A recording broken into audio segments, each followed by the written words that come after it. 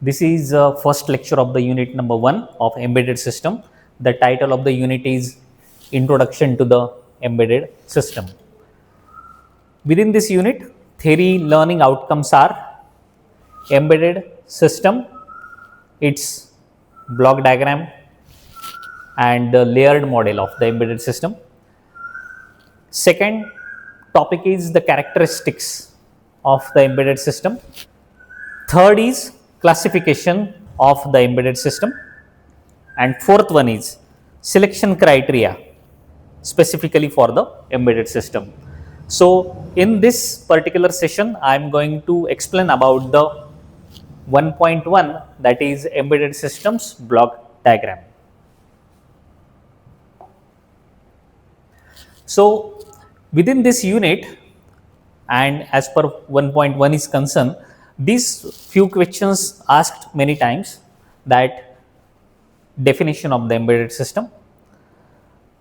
The famous definition of embedded system is that it is a dedicated computer system which is designed repeatedly to perform one or two tasks specifically. So, it is a dedicated computer system. It is not generalized system. That's why it is an embedded system.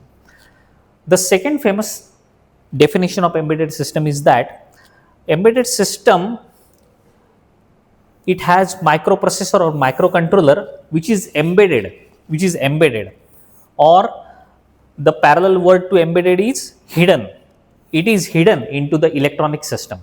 So, microprocessor or microcontroller which is hidden into the electronic circuit, it is also called as an embedded system which is dedicatedly perform one or two tasks, and more precisely you can say that it is not generalized one, it is designed to perform very specific tasks. So, this is the definition of embedded system. As per block schematic is concerned, it is having many blocks. For example, this is a power supply with the oscillator circuit, microprocessor or microcontroller, and that microprocessor or microcontroller can save the program or save the data into the program memory or data memory.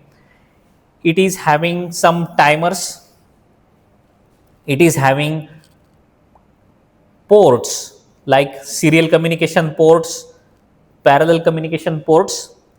It is having interrupt controller so that it can prioritize the peripheral devices.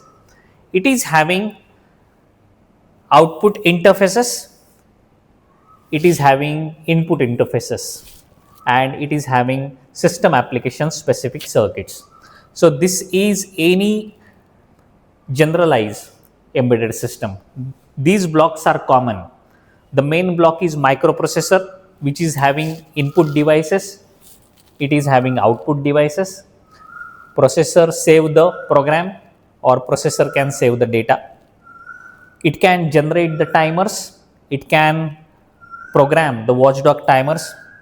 We can communicate with the peripherals through serial communication or through parallel communication, and this complete system is going to be supplied power through the power supply. So, this is the simple block diagram of any embedded system. As per microprocessor is concerned, it is the core unit, it is the main computing unit. That is why it is the computing unit actually which is embedded into the system. The main task of any microprocessor is to execute the instructions stored into the program memory. It can execute the instructions. Also, it is used for controlling the input and the output peripheral devices. Input devices like keyboard, it can control; output devices like displays, it can control. It performs arithmetic operations, it performs logical operations, and it is also having some control operations, reading, writing, or acknowledging something. More precisely, you can say that it is a brain of embedded system. If it is an 8-bit microprocessor or microcontroller, it means that it has 8 bits of the general purpose registers, it is having 8 bits of the data bus, it is having 8 bits of the arithmetical and logical unit. Similarly, if the microprocessor is of the 16 bit, means 16 bit of the arithmetical and logical unit, 16 bit of the data bus, and 16 bit of the general registers. Second, input devices. Input devices utilized to feed the input to the system. So which input devices are there? Keyboard is the famous device. Sensors are there, and joystick is there for controlling or for playing something. Joystick for changing the directions. Switches are there, push to on switch. So we can utilize the switches as an input devices. So some driver circuits are there, those can be utilized to perform the input operations, so that that particular input is given to the microprocessor, and microprocessor can perform the specific task using those input driver circuits. So driver circuits ensures that the noise should not be entered into the system, and driver system is specifically for the smooth communication between the input device and the microprocessor. So input device is very simple, that it is utilizing for feeding the input to the system. As per output devices are concerned, liquid crystal displays, light emitting diodes, TFT displays are there, graphic displays are there, motors are there. So these are the devices, these treated as an output devices, where some controlling is giving the outputs. Means when we are giving the output to the stepper motor, so stepper motor starts rotating, so it is considering as an output device. When we are trying to send a message on the liquid crystal displays or light emitting displays, then those displays gives the information to the user that something is going to be happened as an output. So these called as an output devices. So output driver circuits are there, so that they can drive the liquid crystal displays, they can drive the light emitting diodes. Okay.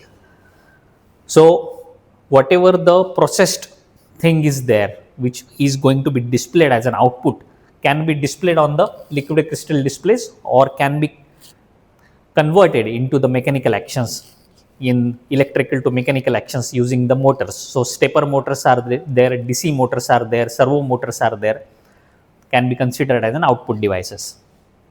As per program memory is concerned, program memory is used to store the software.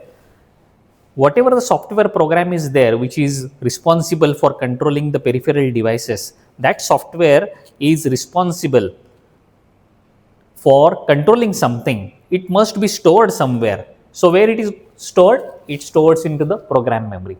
So generally it is a non-volatile memory, means it should not be erased after the power failure. So it should retain into the memory.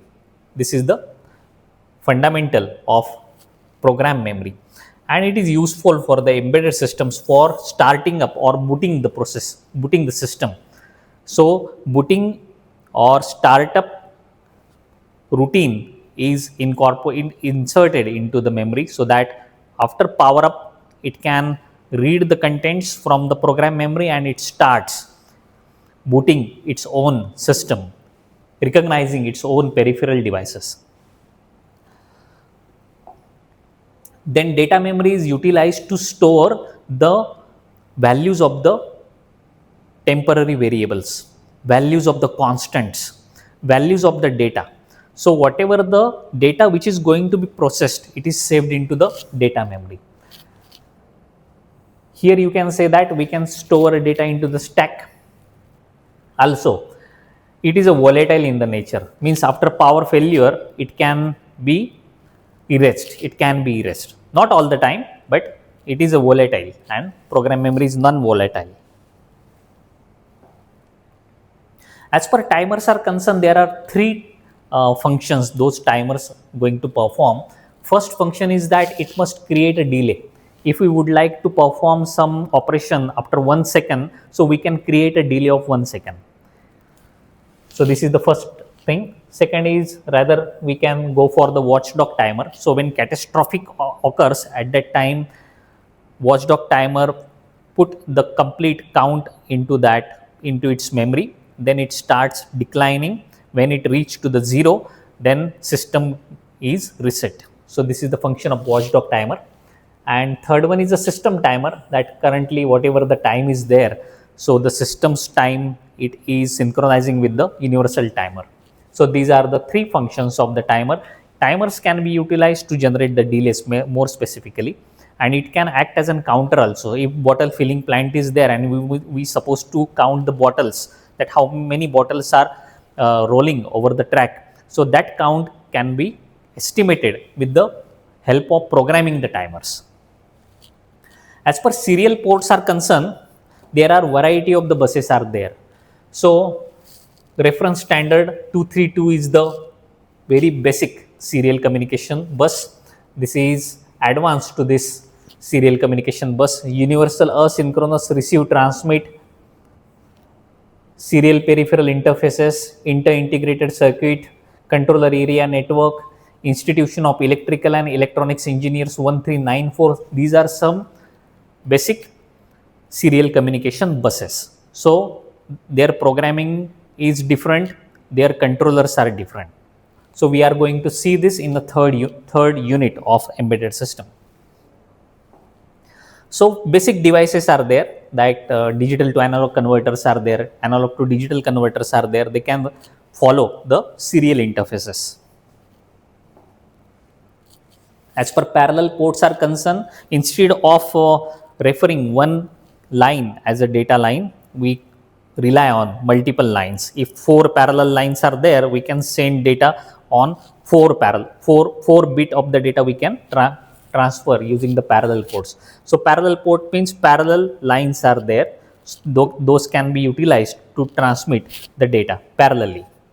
So these are the parallel port printers are there, LX300, such kind of the printers utilize parallel ports. As per interrupt controller is concerned, this is the IC number 8259 or 82159, etc. These ICs specifically designed to address the interrupts. So if our embedded system has many devices, many input devices, many output devices, embedded system have to prioritize that what is the priority for that particular device. So it take the help of interrupt controller. So if interrupt controller is giving highest priority to that one, then that peripheral need to be addressed on highest priority by that embedded system. So that complete programming is going to be done by the interrupt controller. Application specific circuits. So these circuits are utilized for specific applications. For example, speech processing, image processing, digital signal processing, complex mathematical operations. These are few applications where we can use application specific circuits. So those circuits are dedicated for that particular purpose. So this is all about the 1.1. In next session, we will see the characteristics of the embedded system.